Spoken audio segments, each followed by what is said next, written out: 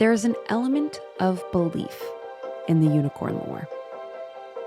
There's an understanding that for something so pure and magical to exist, we must put our faith into it. It's the belief that breathes life into the idea and gives us something to aspire toward, to work for. And if you stop believing in the unicorn, it ceases to exist. This is a story about belief in what's possible. It's also a story about being presented with a choice. Do you will your belief into existence? Or will you let it fade away?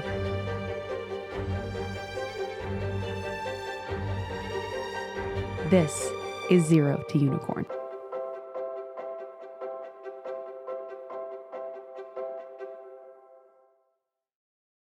In the last episode, we met the Kaedings, Brenda, Mike, and Lucas, and learned how their husband and father, Ed Kaeding, built a real estate business from the ground up. Now, we'll get to know the next generation of Kaedings and begin to discover how they transformed Ed and Brenda's business, Kason, into an operation on the path to $1 billion valuation. But that destiny was not always set in stone. There was a time when Mike and his friends were focused on other things, like high school and summer jobs. We were both tended to be top of the class kind of people, so we had that in common from early on. This is Alyssa, Mike's wife and business partner. Through junior high and high school, same thing. We were in most of the same classes, and we became friends. You know, we didn't hang out outside of school too much, but we were friends. Throughout high school, we became a little closer friends because we had a similar friend group. You know, a lot of the people we had classes with. And then my senior year of high school, I decided I wanted to drive a carpool. Actually, it started off as just myself and two friends. I had a car, and they were willing to split the parking pass and pitch in for gas here and there. But then like third or fourth day of school, Mike sat behind me. It was AP Calculus. And he's like, Alyssa, I heard you have carpool.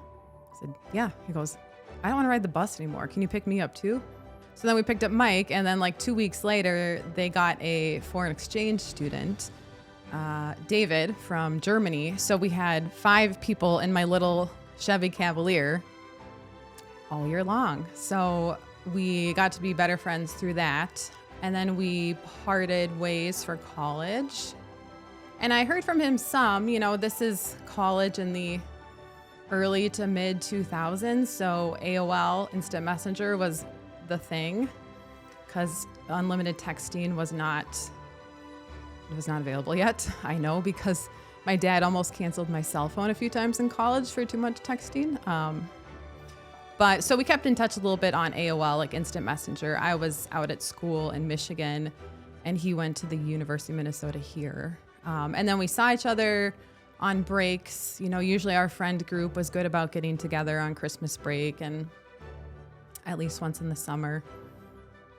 After junior year of college, I was home working. I usually worked as much as I could, a job and usually another side job. So that summer I was working at a ice cream shop in town, and his parents came in and they were like, oh, Alyssa, so good to see you. Oh, you should call Mike. And then his dad was like, no, you should really call Mike. He just went through a really bad breakup. Like, call him. Like, we miss seeing you. I was like, oh, okay. I thought about it. I'm like, okay, sure. But they must have told Mike right away because when I got off work, you know, I had the same cell phone number I'd had since I was 15. There was a message from Mike saying we should get dinner. Okay, so we did. So we had dinner, and I don't know. I just, you know, I'd never thought of him in a romantic way. We'd always been good friends, but it was very comfortable, I guess. Just going into, you know, meeting up and like not having to worry about like, is this person like crazy, or are they like a deadbeat or something? You know, like we had so much previous history. I didn't have to wonder about those kind of things. So mostly that summer, we just kept hanging out, pretty casual, but he didn't want to jump into a relationship so soon after a pretty major breakup, which was wise of him. So we kind of just left it open, thinking like, well, we still have another year of college. Let's keep in touch, see what happens. Like Mike, Alyssa was driven, always pushing herself to do more and dream big. He had a pretty crazy semester coming up at school. Not surprising to those that know him, but he was taking like 27 credits and working full time and doing all sorts of things. So, but he scheduled in to, you know, call me. He would call me on his way from one class to the other, this or that. And then I had this kind of weird idea. I guess it might seem weird to other people, but usually over Christmas break, we had like 5 weeks off, 6 weeks off for college. So I would spend part of it, you know, with my family, part of it working, if I had a place I could work for a couple weeks. But then usually I would go spend a week or so with my grandma I was pretty close with. And she lived in Los Altos in the Silicon Valley out in California. And I was like, hey, Grandma, or I called her Bunna, so I have this guy, he's my friend, but he's not my boyfriend. But I think he'd like to see the Silicon Valley. He's really into tech stuff, you know, Google and Facebook and all those things. Like he's a computer science major. What do you think if he came with me? Surprisingly, she was like, okay, well, why don't you bring him? And asked him if he wanted to come out to California with me to spend a week with my grandma, my 80-something-year-old grandma at that point. And he thought it was cool. I'm like, okay. So a couple days after Christmas, somewhere in there, we left to go see her. And we get there and she's like, oh, I have a surprise. Because I had told her, you know, the things that Mike liked and all that. She goes, well, I have this friend. It's a friend that I met in the Young Asian Moms Bible study.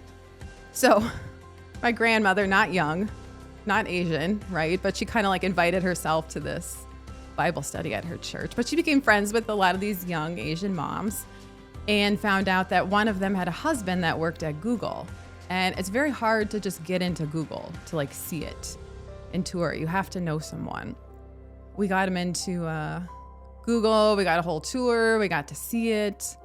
And so basically on that trip, we made it official. We were like boyfriend, girlfriend. And I sometimes joke that I like tricked him into it. But, you know, he said, well, that was the best trick he could have done. When we come back, we'll hear from Mike's childhood friend and collaborator on a special project for Ed Kaeding. Yeah, we've been friends for a while.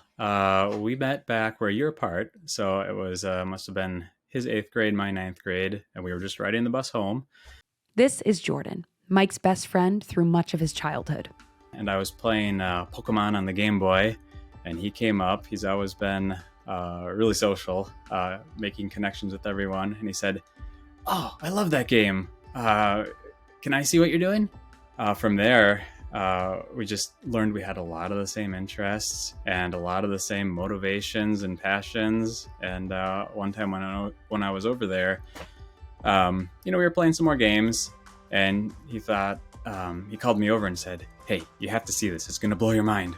And he brought me over to his computer, and it was like a crudely modeled sword just spinning on the screen. And I thought, say no more. I'm in. This is awesome. Jordan was my closest friend in high school and college. We did special effects together. We're trying to change the world in many ways together. He was incredibly hardworking and driven. We were like two peas in a pod. It was fantastic. We did so much together. He ended up being the best man at my wedding as well. Of course, like a lot of kind of welcoming families do. They said, oh, come on in. You're having dinner with us. Sit down. You need a place to stay tonight. Do you need anything from us? Can we help you out in any way? It was just, I was all of a sudden a part of their family. From going over there often enough, I kind of got to see how they interacted as a family. And my first impression was hardworking, because Mike's dad was always thinking of new ideas. He was working hard on his building projects. He was involving Mike, involving the rest of the family. But also, more than just hardworking guy that always pays attention to work, he had a lot of love for the family as well. Let's see, they were always open to if you wanted to contribute something to the dinner, which wasn't always a great idea, but I appreciated the effort. One of the dinners that I got to be a part of, they said, "Oh, would you like to make a dish?" And I thought, "Oh, I love spaghetti." And I put together, it was like 2 or 3 pounds of spaghetti for the 4 of us as a side. And, they didn't want to waste food, so we served it, and they, after the fact, said, well, we didn't want to say anything, but we ended up eating spaghetti for the next week, and it wasn't the best at the end. But they supported me. But no, the dinners themselves were, it was great. They came together. There was no TV, no one running around, no one rushing to get done. It was just talking about, and it wasn't just how was your day either. It was actually digging into, what are you up to? What are you working on? Do you need any advice or opinions? And they shared what they were working on too. That was something that I was kind of unfamiliar with. And other friends in my household, you kind of saw your parents as they just were there to support you. They asked what you were up to, and that was it. But that kind of opened my eyes that, they had their own projects and days, and I could learn from them. And yeah, it was just a really nice meal to gather around. One of Mike's big ideas was to make a film together with Jordan. Not content to create a simple home movie, he instead took it upon himself to learn special effects and video editing techniques. He always had ideas of kind of things he wanted to accomplish. That's how they would start. Mike wouldn't settle. He couldn't settle. He had a passion to make everything he had his hand in as good as it could possibly be. This mindset was infectious among his friends. This might have been the first time I saw his kind of leadership tendencies and just the scale of his motivation.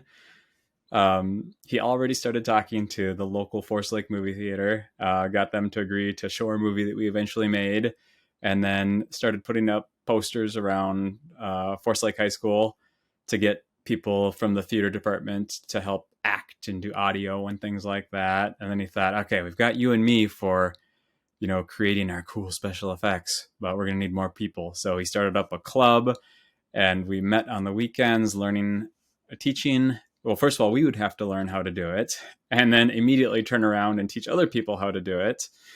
And we just started forming this really cool crew.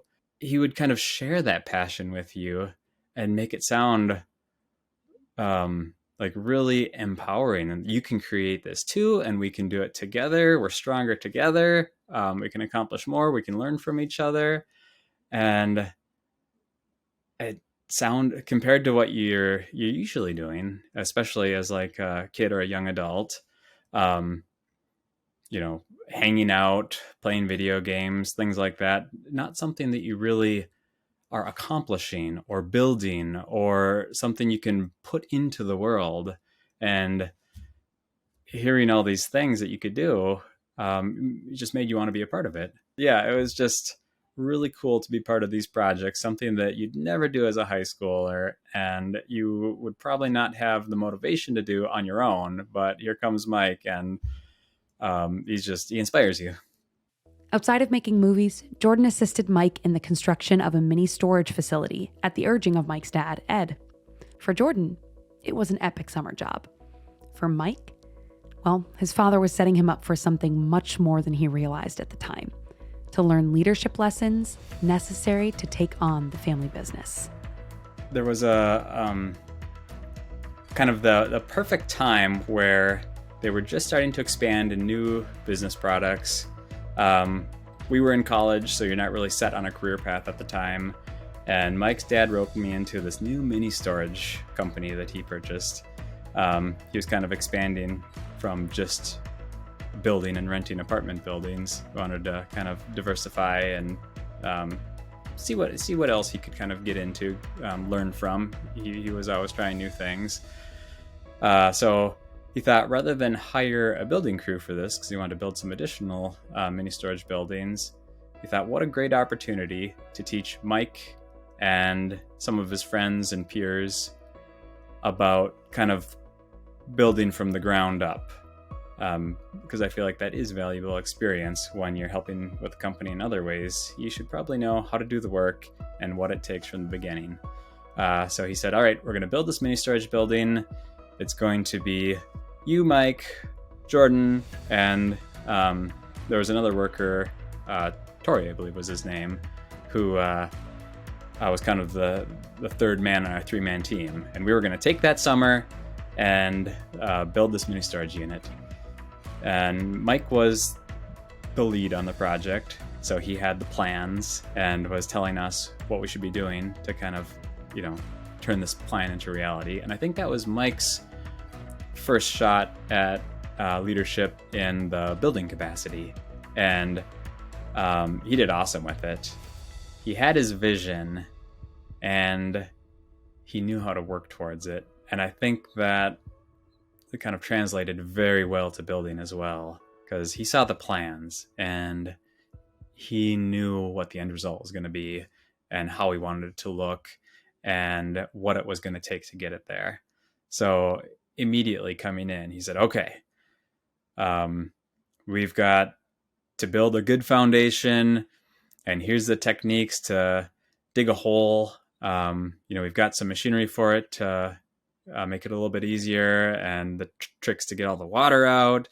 Having that vision of how everything fits together help you just progress from start to finish. You don't have to stop along the way and figure out what the next step is. You don't have to go back and fix anything because you realized, oh, actually, this doesn't quite line up with my vision, or my vision's a little bit different.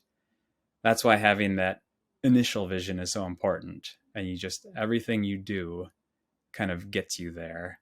And even though like a mini storage unit isn't exciting as like a film project or a luxury apartment building, he still motivates you to get it done, and to have fun doing it and to learn a lot doing it. He's a optimistic and happy guy. So you kind of can't help but be the same. I actually stayed with at Mike's house during the summer. As I mentioned before, his family being so welcoming, that was part of it. They said, oh, you're working with us every day. Why don't you just stay with us too?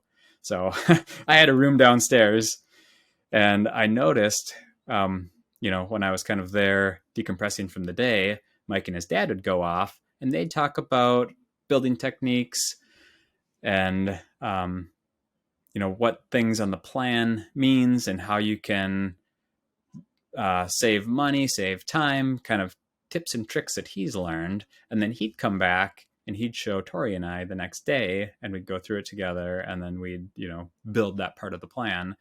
And it was great. We ended up completing it over the summer. And at the end of it, Mike's dad came around to inspect it. He said, oh yeah, this looks awesome, guys. Now, a professional crew could have done it for the same price in a third of the time, but you learned. So that was the important thing. He was kind of building his team up from within.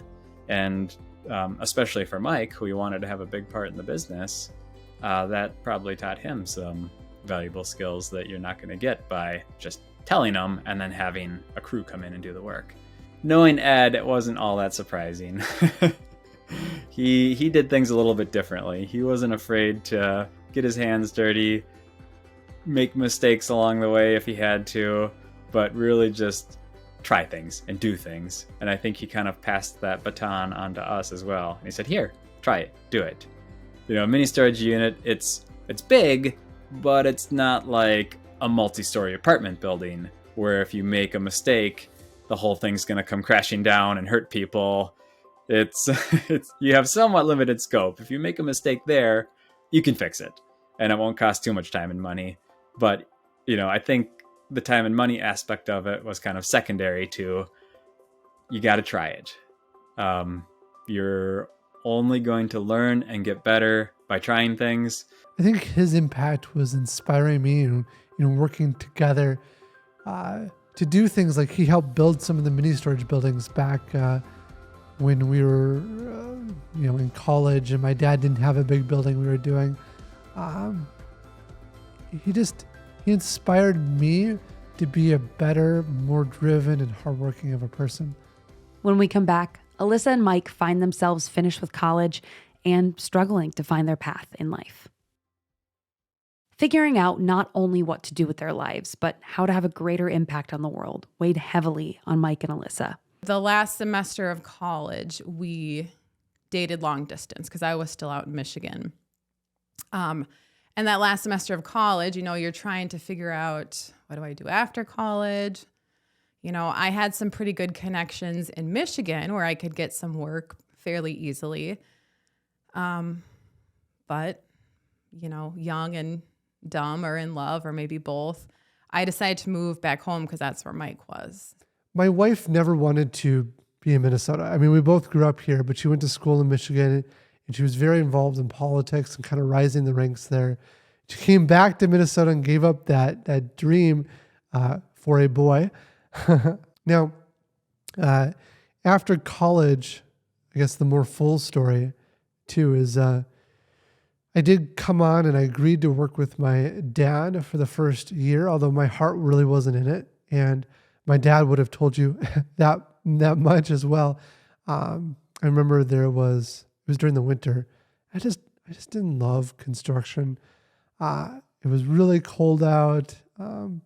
And there's just so many cool things in the world that I wanted to push on and drive forward. And so there was a period that I was sick. I was legitimately sick. But I also, if I'm honest, kind of pushed that a little further. And so I wasn't getting paid or anything, but I was just taking time off to pursue other ideas and ventures. And my dad never really had my full heart or mind during this time. First of all, one of our original plans didn't work out, right? So Mike had applied to go to business school. And of course, he only applied to, Harvard, Yale, only the top things. And, in retrospect now, he was pretty young at that point. He was 24, 25. Usually for MBA candidates, you're a little bit older, you have more experience, unless you have something super crazy wild on your resume, right? So he did end up getting an interview at Yale, but he did not end up getting into any of the schools that he had picked. So that was actually our first plan, was we would go to business school. He would do that. I would find a job working wherever that was.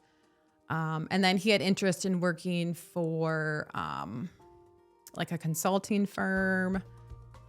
So that's what he thought he wanted to do. But then he didn't have the option to do that, at least not at the level he wanted. I'm sure if he had applied to a lesser school, he could have gotten in, but he wasn't interested in doing that at that time. I was also working toward getting into business school, actually. I took the testing for business school, scored incredibly high. But then when I applied, I only applied to the very top schools. I didn't get into those schools, even though I had interviews. But what I later learned is that they don't take people right out of college. They want a couple of years of work experience. He's not satisfied with just the everyday, I guess, which I don't mean it quite that harsh, but he just thinks big. He likes to, there's a quote from Disney, and maybe I'm going to butcher this, but it says something to the effect of it's kind of fun to do the impossible, which he kind of just is that way.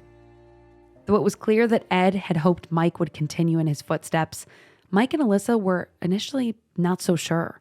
preferring to seek out their own way of leaving a mark on the world. You know, I moved back here without any like job opportunities. Like that was right. Like I came back, I was applying places, I was doing odd jobs, you know, seasonal jobs. Nothing was quite fitting. I was working with Mike's dad doing some odd jobs too, you know, helping out with apartment cleaning or different things they just needed to be done. But then sometime that fall, so it'd be the fall of 2010, I just had this moment with Mike. I'm like, I need to be doing something more with like my brain, with my mind, like I was grateful for the odd jobs and doing all that, but I just needed to do something more. And so we looked at a variety of things. And at one point she wanted to teach for America. We wanted to go to different countries. We wanted just to try something new. And part of what was going on is that the world was mostly closed down to new opportunities, right? There weren't a lot of job opportunities, and those that were out there were actually going to more senior people. And so she wasn't getting the opportunities. And so that was a part of the conversation that was going on. And another part of it was just recognizing that, you know, this isn't just some real estate company. If that's all it is, then I'm not that interested. If we're just making a mom and pop shop, helping out the local community, I mean, that's great, but that's not where I want to spend my life, right? We only get one life, and I want to make some kind of meaningful, positive impact in the world. That's when my mind started to shift. My wife and I even had, my fiance and I at the time had conversations about this of, could we actually make this our career? Is this something we could believe in and drive this forward to actually have the kind of impact that we want to make on life? We started to realize that, yes, this is. The biggest thing is we had a paradigm shift, I guess. Instead of thinking like, oh, we're stuck here, or oh, like, this is not what we want, we decided to see it as the opportunity that it was. And by that second year, that's the point I really became all in. And I think my dad was really honest. He would tell you today that first year, I don't think he was too sure in me because my heart wasn't there. But by the second year, that's where things clicked and we were moving forward together. What we started to realize is that we could take this business and scale it up. And if we scale it up in a way that's driving down costs, we can actually get it to a point that we may be able to solve America's housing affordability crisis.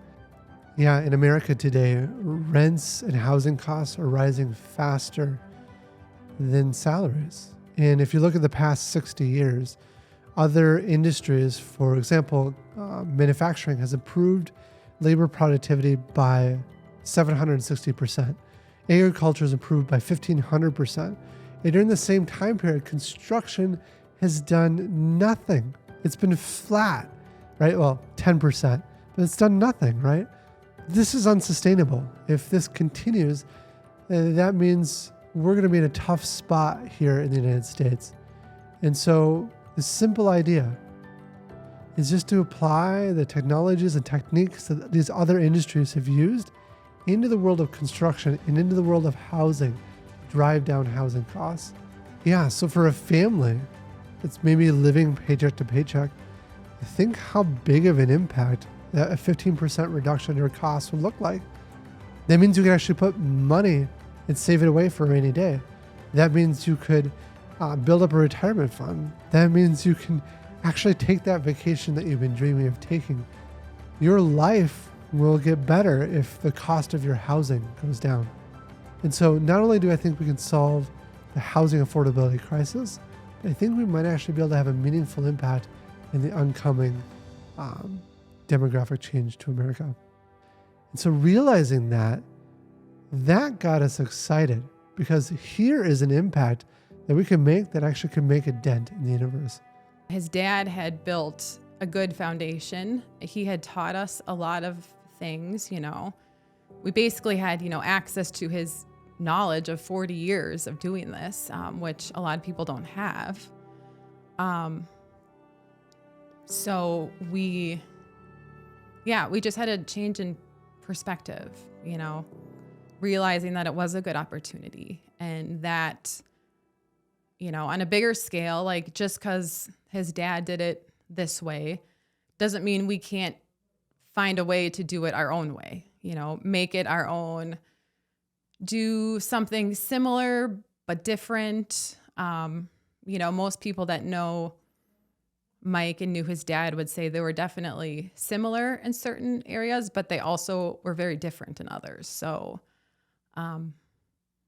we just decided to take it and run with it. And I guess that's what we've done. On the next episode of Zero to Unicorn, Mike and Ed tackle an uphill battle with a new construction project. And suddenly, Mike steps in as CEO, not because he's ready, but because it's what he must do. It was one of the worst moments of my life. I don't think it looked all that bad to the rest of the world, but I felt awful, right?